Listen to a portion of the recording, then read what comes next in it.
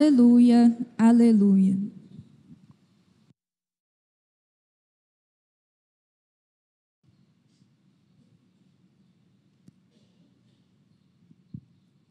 O Senhor esteja convosco.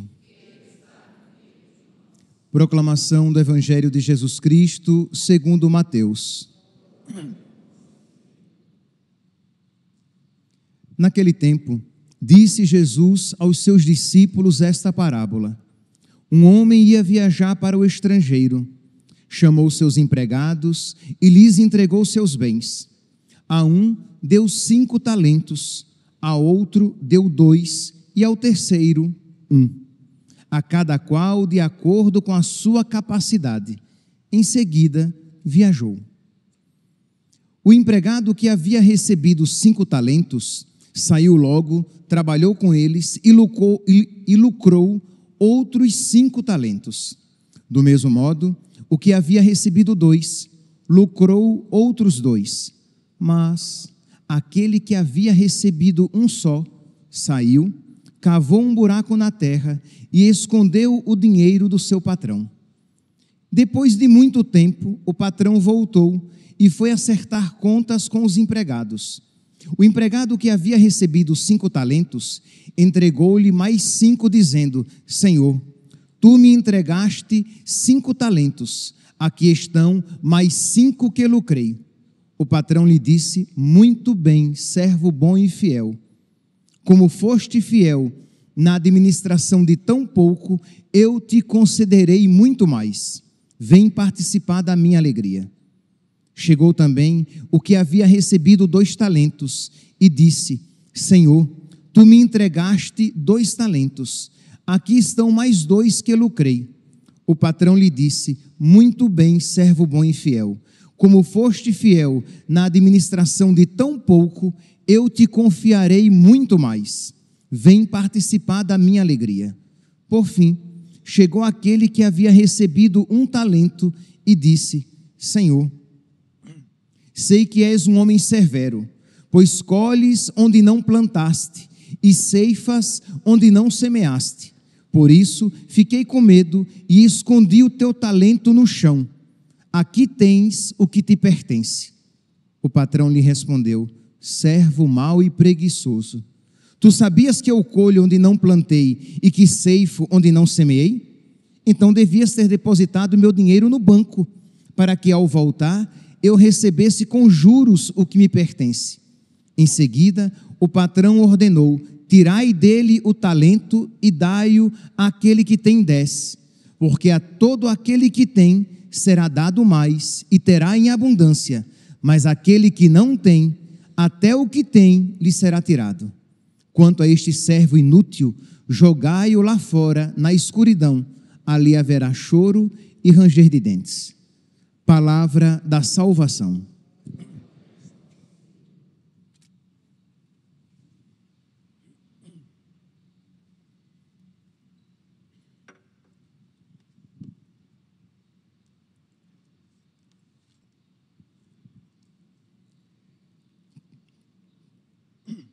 Caríssimos irmãos e irmãs, no coração do homem pecador, no coração do homem tocado pelo pecado, existe sempre a tentação de ver Deus como um adversário, de ver Deus como um estraga-prazeres, de ver Deus como injusto, de ver Deus como alguém exigente por demais. Isto é, no coração do homem pecador existe esta tentação. Quanto mais você vai crescendo na sua amizade com Deus, na sua intimidade com Deus, essa desconfiança vai desaparecendo e você vai vendo que Deus é bom, que os seus mandamentos são bons, que Deus não só é justo, mas que Deus é misericordioso e que Deus é muito paciente com todos nós e que tudo aquilo que de nós Ele exige é para o nosso bem e para a nossa felicidade. Mas esta desconfiança precisa ser expurgada cada vez mais, porque ela insiste em estar presente ali no nosso coração. E nós percebemos isso de uma maneira bem clara aqui no Evangelho de hoje. Diz aqui, nosso Senhor diz por meio dessa parábola, que um homem ia viajar para o estrangeiro. Este homem é Deus, é a figura de Deus. Chamou seus empregados e lhes entregou seus bens. A um deu 5 talentos, a outro deu 2, e ao terceiro deu 1, a cada qual de acordo com a sua capacidade. Isso é, Deus não deu 5 talentos àquele a quem deu 1, porque aquele não suportaria tal responsabilidade. Então Deus é bom, Deus é misericordioso. Então, de acordo com a capacidade de cada um, Deus deu a sua graça para que aqueles talentos frutificassem. Esses talentos concedidos por Deus, nós poderíamos dizer, são as graças concedidas por Deus a cada um de nós. Então, Deus concede a sua graça, e esta graça precisa frutificar. Todas as vezes que nós, por amor a Deus, todas as vezes que nós nos deixamos mover pela caridade, pelo amor a Deus, fazemos as coisas, esses talentos vão crescendo. Então você, por amor a Deus, claro, você vai dizer, padre, mas e a fé? Meus santos, é claro que a fé está aqui presente, porque você ama aquele em quem você crê. Então, mas você, por amor a Deus, você vai à Santa Missa, porque você quer alegrar a Deus, porque você sabe que o homem salvo, né, é a glória de Deus. Deus se alegra com o homem que é salvo, com o homem que se santifica. Então você, por amor a Deus, você vai à missa. Você, por amor a Deus, você faz alguma penitência, porque você precisa matar o homem velho que existe em você e deixar crescer cada vez mais o homem novo, ressuscitado, recebido no batismo. Quando você diz não às suas más inclinações e diz sim à vontade de Deus, mesmo que ela lhe custe. Quando você procura progredir na virtude, fazendo aquilo que é certo, e não se deixando guiar simplesmente pelas suas paixões. Quando você se dedica com generosidade a não só a alguma oração, mas quando você se dedica com generosidade na sua vida de oração. Isto é, não apenas em momentos pontuais, mas você procura ter vida de oração. Em tudo isso, você está fazendo atos de amor, porque você ama a Deus, porque você sabe que isso alegra o coração de Deus. E é claro, né, meus santos, como Deus nos ama infinitamente mais, e como nós amamos a Deus com o amor que dele mesmo recebemos, né, Deus nos dá o amor com o qual nós o amamos, e quando nós o amamos, ele nos dá ainda mais amor. E aí nós o amamos ainda mais. E aí ele nos dá mais amor ainda. E Deus quer ser amado, porque ele sabe que nisto consiste a nossa felicidade. Então, quando nós vamos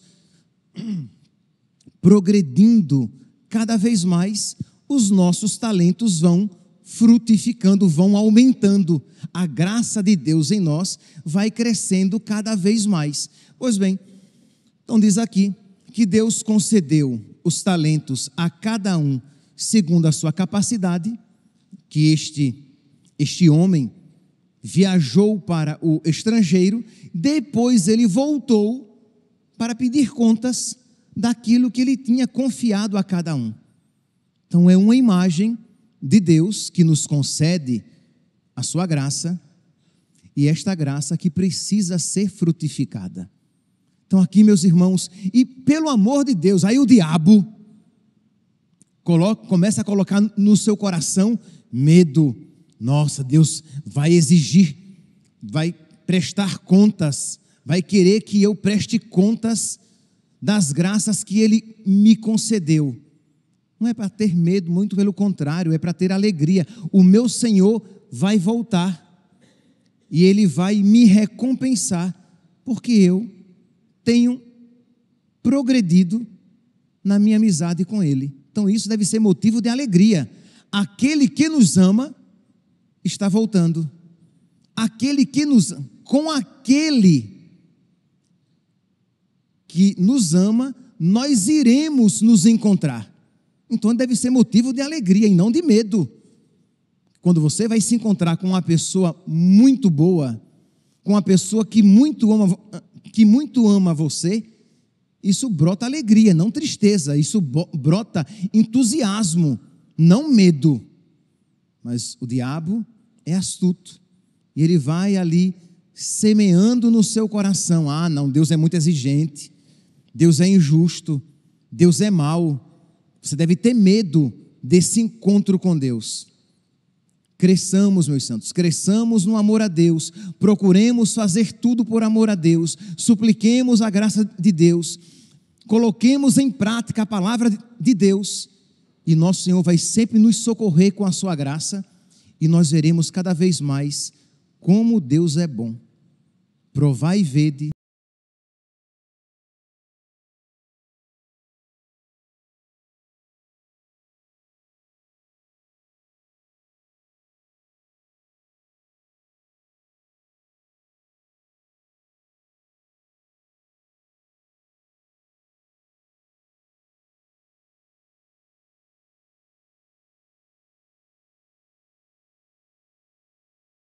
Então, diz aqui que o patrão vai voltar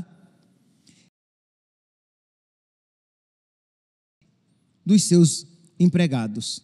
E diz que aquele que recebeu 5 talentos, ele devolve mais 5 talentos. Ele fez frutificar. E o que é então que diz aqui o patrão? Diz: muito bem, versículo 21. Muito bem, servo bom e fiel. Como foste fiel na administração de tão pouco, eu te confiarei muito mais. Percebe? Deus nos concede graças para que nós participemos da sua alegria. Deus é bom. Provai e vede como o Senhor é bom. Feliz de quem nele encontra o seu refúgio. Aquele que recebeu 2 talentos, de acordo com a sua capacidade. Ele produziu mais 2 talentos, e o patrão disse: muito bem, servo bom e fiel. Como foste fiel na administração de tão pouco, eu te confiarei muito mais. Vem participar da minha alegria. Então Deus que quer que nós participemos da sua alegria, Deus que tem o céu para nós. Depois chega aquele que não produziu nada, aquele que tinha recebido apenas 1 talento, e ele enterrou. Por fim chegou aquele que havia recebido 1 talento e disse: Senhor, sei que és um homem severo, pois colhes onde não plantaste e ceifas onde não semeaste. Essa é a acusação do homem pecador, que no fundo é a acusação do diabo. Isto é, Deus é severo e injusto, porque ele colhe onde não plantou. Você quer maior injustiça do que essa? Como é que você quer colher o que você não plantou? Se você não plantou, você não vai colher nada. E é esta acusação que este servo faz, que Deus, que o patrão dele é um homem severo, que colhe onde não plantou e que quer ceifar onde não semeou. E quando na verdade nós sabemos que Deus não só colhe onde ele plantou, Deus dá a semente, Deus planta, Deus rega, Deus faz crescer e Deus colhe. sem mim nada podeis fazer. Não é assim que nosso Senhor diz lá em João capítulo 15, versículo 5? Não é assim que São Paulo diz sobre Deus, que Deus opera em nós o querer e o fazer, lá em Filipenses capítulo 2, versículo 13, isto é, Deus envia a sua graça, nos faz querer a santidade e nos capacita a realizar obras santas.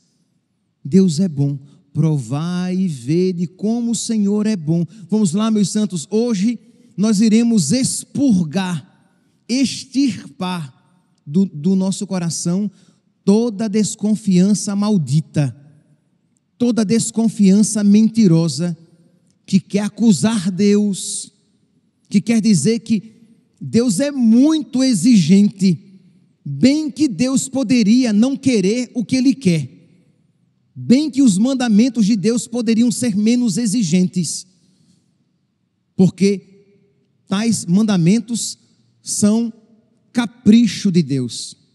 Pode ser que você nunca disse explicitamente isso, mas este sentimento está no seu coração. Isto é, bem que Deus poderia maneirar, pegar mais leve, exigir menos, quando na verdade Deus quer que nós participemos da sua alegria. Provai e vede como o Senhor é bom. Então nós não podemos, imagine, meus santos, nós olhamos para a cruz, como é que nós iremos duvidar do amor de Deus?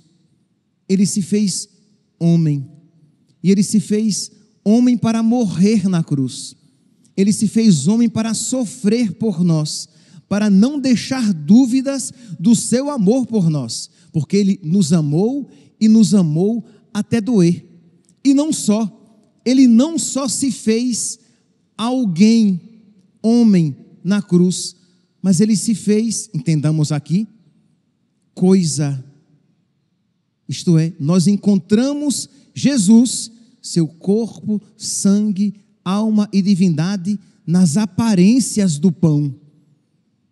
Veja aqui o amor de Deus. Ele quer estar tão presente em nós que se fez o nosso alimento para fortificar a nossa alma, para nos capacitar a produzir frutos. Agora, não apenas quem recebeu 5, produzir mais 5, mas quem recebeu 5, produzir 500, produzir 5.000, produzir 5 milhões. Por quê? Porque Deus é bom. Provai e vede como o Senhor é bom.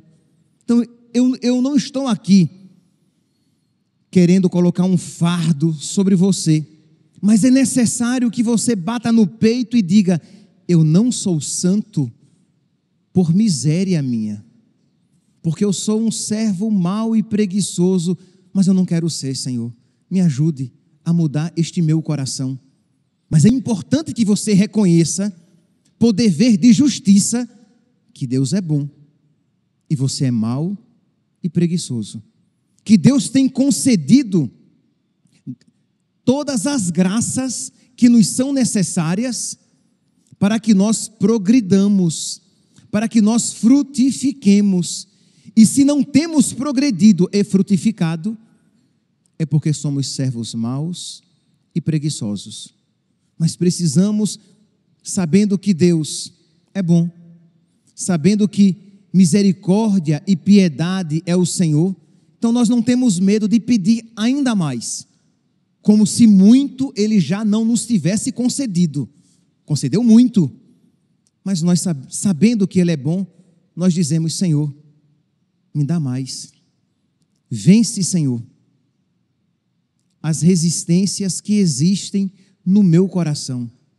Concede-me, Senhor, a graça de ter essas barreiras que existem na minha alma derrubadas, que eu não tenha medo, Senhor, de Ti, que eu não tenha medo, Senhor, de ser santo, isto é, que eu não tenha medo de entregar tudo a Deus. Imagine, meus santos, quando um dia estivermos mortos, se tivermos sido católicos de fato, não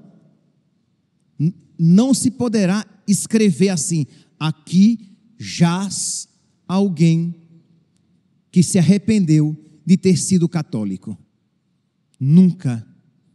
Uma pessoa que viveu plenamente a sua fé nunca vai se arrepender de ter se gastado e desgastado e ter apostado tudo em Deus. Mas se o contrário acontecer, nós estaremos muito arrependidos. Isto é, aqui jaz alguém que não confiou em Deus com todo o seu coração e ficou sempre guardando algo para si. Aqui jaz alguém que não quis produzir todos os seus talentos com medo de perder aquele que tinha. Isto é, este que recebeu ele não produziu mais com medo de perder aquele que tinha. Com medo, enterrei, toma aqui o que me deste. E é por isso então que nosso Senhor diz: pois bem, a quem tem, será dado muito mais. Isto é, quem ama a Deus, recebe mais amor de Deus, e ama mais ainda a Deus, e recebe mais amor de Deus, e ama mais ainda a Deus. A quem tem, será dado, e terá muito mais. Este que tinha perdeu até aquilo que tinha. É isso aqui o que quer dizer esta palavra quando fala que a quem tem será dado, e quem não tem, perderá até aquilo que tem. Por quê? Porque não confiou na bondade de nosso Senhor. Então nós precisamos, meus irmãos, crer na bondade de Deus. Provai e vede como o Senhor é bom. Feliz de quem nele encontra o seu refúgio. Pedir a nosso Senhor que nos conceda esta graça de nós crermos de fato na bondade de Deus, na grande bondade de Deus, na infinita bondade de Deus, para que nós produzamos mais frutos e nos coloquemos a serviço de Deus. Eu quero produzir os meus talentos, eu quero me gastar por Deus, eu quero fazer em tudo a sua vontade na minha vida, mesmo que de imediato, e provavelmente no início assim se apresentará, essa vontade se pareça muito pesada, essa vontade se pareça quase que desagradável, mas é porque o seu corpo está doente, a sua alma está doente. A comida, ela também é desagradável para uma pessoa que está muito doente, mas depois que ela recobra a sua saúde, ela até deseja aquela comida que antes ela rechaçava. Mas ela recusava, aquela comida lhe causava até asco, rejeição, porque ela estava doente. Ela não podia sentir nem o cheiro da comida, que o seu estômago embrulhava, mas porque ela estava doente. Quando ela recupera a saúde, aquela mesma comida lhe dá água na boca. Ela deseja aquela comida. Ela vê como aquela comida é boa, é saborosa. Mutatis mutandis, mudando aquilo que deve ser mudado, é o mesmo que se aplica à vida espiritual. Quando você está nas trevas, quando você não está progredido na vida espiritual, a vontade de Deus, os mandamentos de Deus se lhe apresentam como que exigentes demais. Mas quando você começa a viver na luz, você começa a ver, a partir da luz de Deus, como a vontade de Deus é iluminada, como a vontade de Deus é boa, como a vontade de Deus é santa, e que Ele quer no fundo que nós desfrutemos e participemos da sua alegria. Vinde participar da minha alegria. No livro Imitação de Cristo, no livro 3, o autor, ele vai dizer que Nós precisamos crer na bondade de Deus para que nós nos dediquemos com todo o nosso coração à vontade de Deus, porque senão, desconfiados da bondade de Deus, nós nunca iremos nos dedicar tanto quanto deveríamos. Quando aqueles que são do mundo, que acreditam na mentira do mundo, ao mundo se dedicam com tanto entusiasmo. Isto é triste, meus santos, que os mundanos se dediquem ao mundo por algo tão passageiro e muitas vezes mentiroso, que os mundanos se dediquem com tanto empenho e com tanta, entendamos aqui, grandeza de alma para as coisas passageiras, e nós nos dediquemos tão mediocremente para as coisas eternas. E aqui, quando eu estou falando de se dedicar às coisas mundanas, eu não estou nem falando ainda de coisas erradas. Mas imagine um atleta que, para alcançar uma medalha de metal, por mais precioso que seja, é um metal que se acaba. Para alcançar uma medalha, ele dedica a sua vida inteira, noite e dia, num treinamento rigoroso, numa alimentação rigorosa, numa vida espartana, hora de comer, hora de treinar, hora de dormir. Quase que não tem, no mais das vezes não tem vida social. Ele vive para aquilo, para alcançar uma medalha, uma argola, um pedaço de metal que representa uma glória humana, passageira, fugaz. Enquanto nós, que nos dedicamos para uma coroa imarcessível, como diz São Paulo, uma coroa que não perece, que não fenece, que não se acaba, nós nos dedicamos de uma maneira tão superficial. É de dar vergonha. Isto é verdade mesmo que nós estamos querendo alcançar o prêmio eterno, a felicidade eterna, a felicidade verdadeira, a felicidade completa, a felicidade de Deus. E por que é que o nosso empenho é tão medíocre, enquanto que aqueles que se empenham por uma meta tão aquém da nossa, se dedicam de uma maneira tão além da nossa? Nós precisamos pedir a Deus que nos conceda a fé. Nós precisamos pedir a Deus que Ele mude esse nosso coração. Senhor, eu creio, você vai dizer, eu creio, Senhor. Eu creio que o Senhor opera em nós o querer e o executar. Pois bem, Senhor, faz-me querer as coisas do alto, faz-me querer as coisas eternas e capacita-me a buscá-las. Faz-me querer de tal maneira a Ti, que Tu sejas a minha recompensa e que a minha vida se empenhe verdadeiramente para isso. Imagine aquelas baianas que fazem o desfile no carnaval.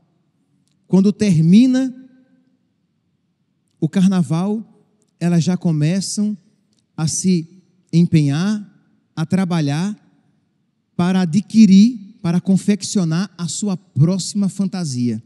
São pessoas, na grande maioria, pessoas pobres.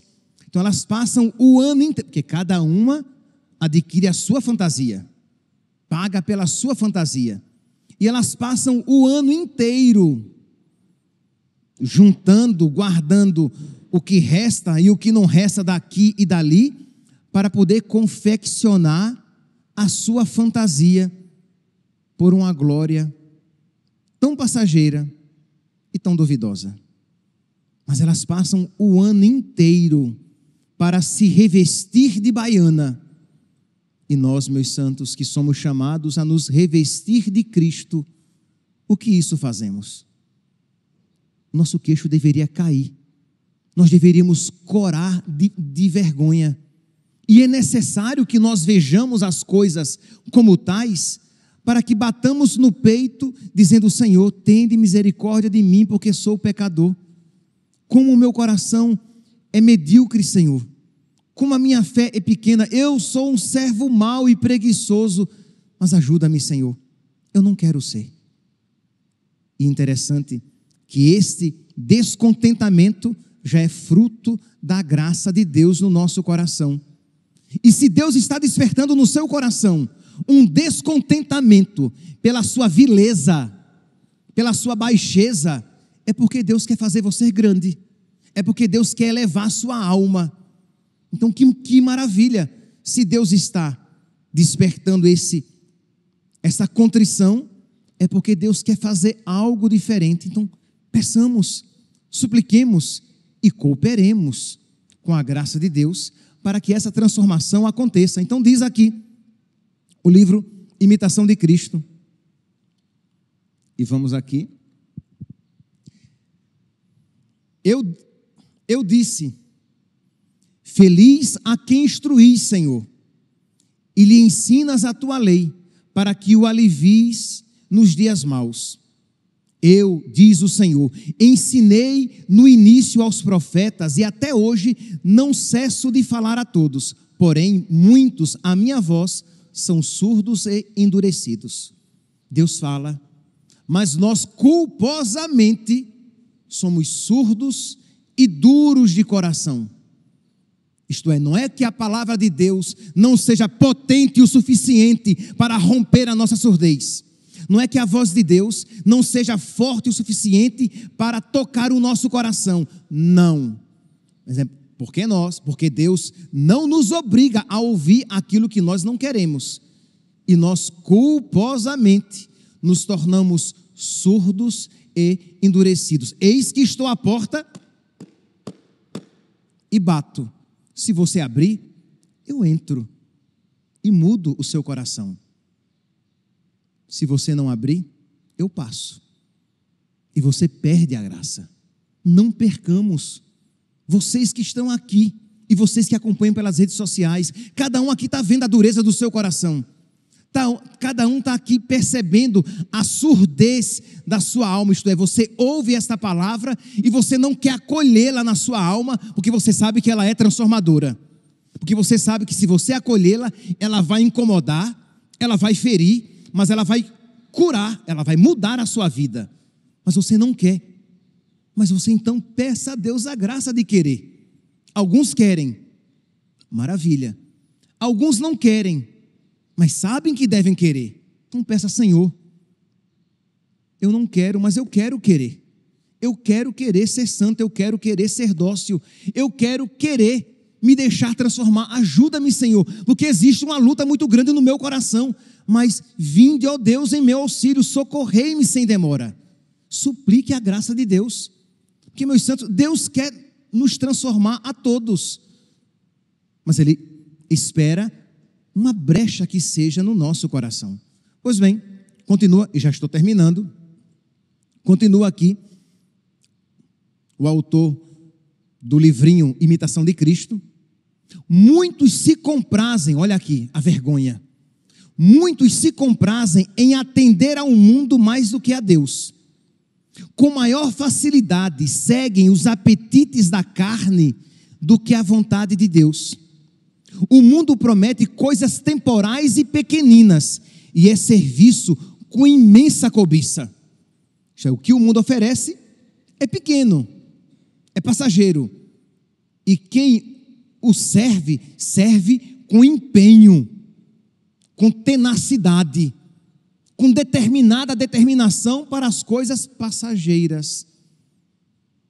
Eu prometo bens sublimes e eternos, e se entorpecem, se adormecem os corações dos mortais.